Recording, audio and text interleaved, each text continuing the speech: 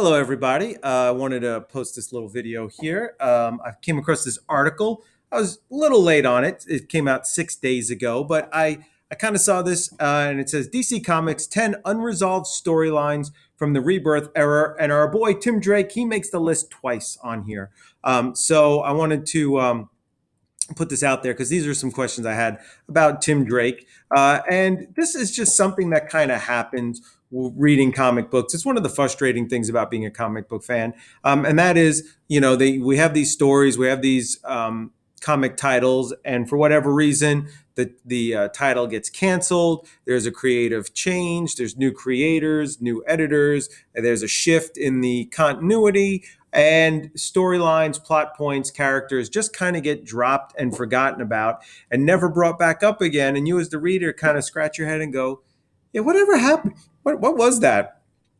So let me go. I'm going to go through all of them, but I'll spend a little more time on the Batman and the Tim Drake ones. And I thought for the most part, Rebirth was pretty good with these. I always like it when creative teams get to finish out their run and are not cut short, even if it's not a run that I'm totally in love with. I still like to see the writer kind of finish it out and the artist team.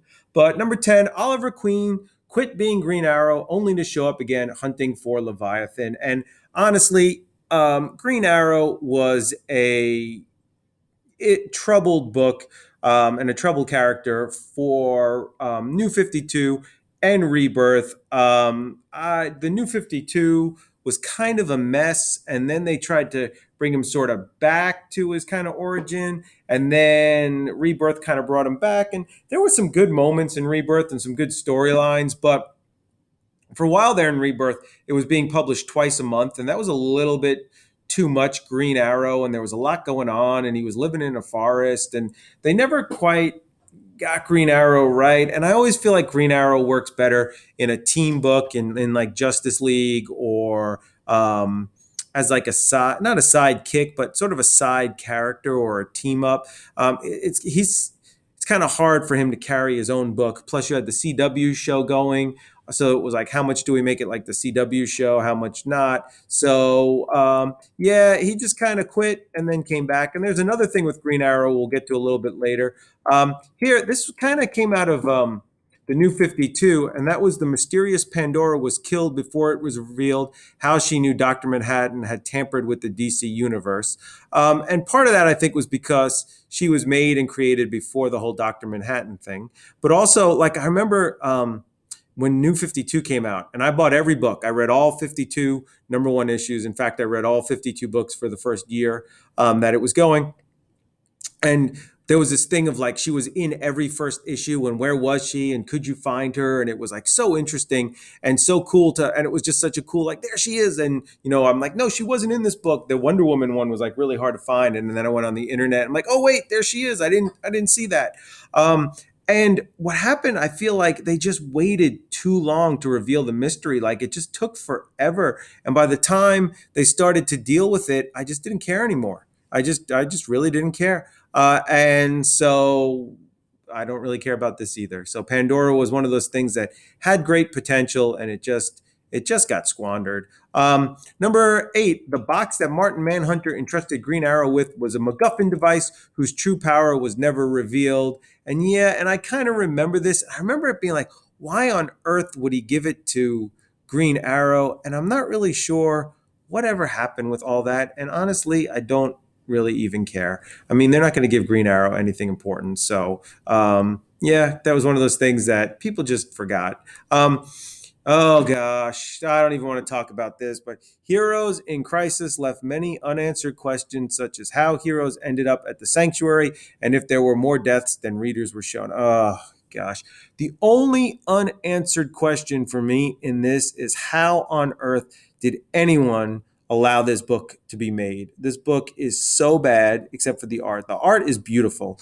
Clayman's drawings of Harley Quinn like belong in museums. The only saving grace of this book at all is the art. Everything else of this book, I just wish it was never made. I just want to pretend it didn't exist. And as far as I care, this is just don't ever speak of this again. And I don't want to know anything about it. And I would say people at DC who made this book should be fired, but I think they were. I really believe that this book is one of the reasons why Dan DiDio was fired at DC. Of course, I have no information about that. That's just a guess. I could be completely wrong, but I feel like this book got people fired, and rightfully so. Six, Nightwing made a deal with the Celtic god of paths, only to be shot in the head by the KGB. I wasn't even reading this book. It's not an unanswered question for me. I gave up once they started doing the Rick Grayson and everything. Nightwing was one of my absolute favorite books out of Rebirth. Those before he gets shot. It's such a good book. And it just went in the toilet and I gave up on it. So all this stuff with, there was a thing with like, Nightwing was in some like Celtic god racing thing or something. I don't know. It was so bad. I just gave up on it. And yeah, I really don't care. Next one, number 5. Kid Flash believed Power Girl Tanya Spears to be dead as she attempted to save her benefactor, Power Girl Karen Starr. Yeah, this one was always kind of weird. This came out of Deathstroke. I think, does it say Deathstroke in here? The Deathstroke run of, I don't see Deathstroke at all there, but the Deathstroke run for Rebirth was so good, and there was Deathstroke had a team, and Kid Flash, Wallace West, and the Power Girl, the other Power Girl, not Karen Starr, was Tanya Spears' Power Girl, were part of that team, and it was a big part. And then they just kind of dropped it, and I don't think DC Comics knows what to do with Power Girl, and so again, she gets kind of stuck in limbo. All right, here's another one. This one really upsets me.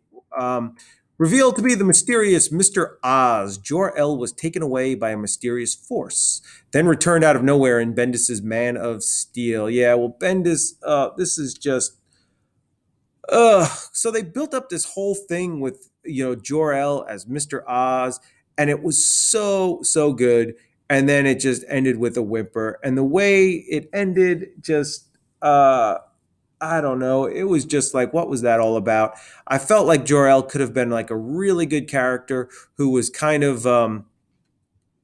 sort of like an anti-hero. He was still good, he was still trying to save his son and his grandson and do what was best for them. But yet at the same point, his methods were not the same methods as Superman, and they would clash sometimes. But instead, they made Jor-El this crazy madman, and it just was terrible. And it was one of these things where at the same time this was going on, Thomas Wayne, Flashpoint, Batman's father was back, and we had the two fathers, and no one knew how to write them well. And this had so much potential. And it also involved Tim Drake, and they never really explained why, Jor-El took Tim Drake out of, or saved his life, and then what he was using him for. But it was cool to see Tim Drake go up against Doomsday. That was awesome. All right. So let me just say this. Tim Drake went up against Doomsday and at least tied, maybe won.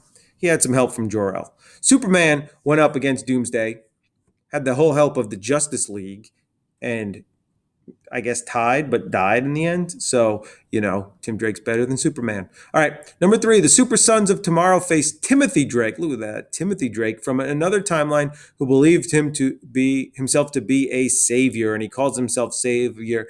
And this is one question I kind of wondered. I thought this is where they were going with Tim Drake, and then we just never saw this again. And honestly, I'm okay with that, because I really didn't like this. I didn't like that costume. I didn't like anything about this. So when this just kind of disappeared, I was like, yep, okay, that's good with me.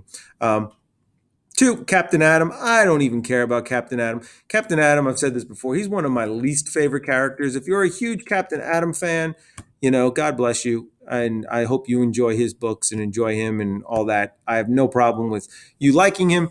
I just don't like Captain Atom. I just have never been a fan. The character's never connected with me. They've tried to change him in many different ways. And The only time I liked him was when he got ripped apart and blown up in Kingdom Come. That was cool. All right. And number one is actually a Tim Drake. Look at this. The rebirth of the DC universe even affected the Batman Beyond. And it talks about how before New 52, and oh, actually, yeah. Tim Drake replaces Terry McGinnis as the future Batman, and I kind of like that. I know some people didn't really like it, but I was kind of into Tim Drake being Batman Beyond and wearing the suit, much better than the Return of the Joker fate for Tim Drake. And then at the end, he kind of goes into this light, and he's never seen or heard of again.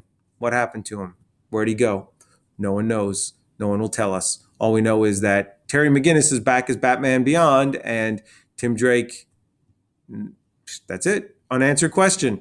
All right. The nice thing about unanswered questions in comic books is that they could always answer them someday. But I would love to know from you in the comments, are there any other rebirth storylines, unanswered questions, things that didn't quite make sense to you that you wish were answered or that this list left off? So please let me know in the comments. Thank you, everybody, for watching. And this has been Robin. Everyone loves the Drake.